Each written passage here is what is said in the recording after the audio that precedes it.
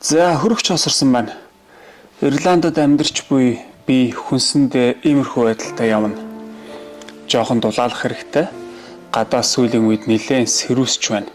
Баг зэргийн цан хяр унсан байна. Сэрв төрөдөр байна. Ингээд амнаас уурс авсаад.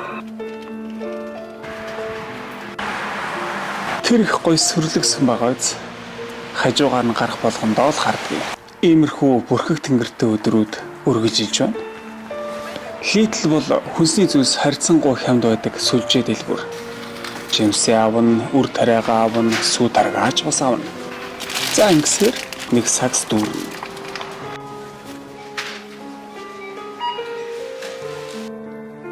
За ингээд юу худалдаж авсныг харцгаая. За энд одоо ингээд хөлдөөсөн жимс байна, энд одоо алмонд, тэр доор нь алин байна, энд одоо саримс байж байна, оранж жуус байж байна, брокколи.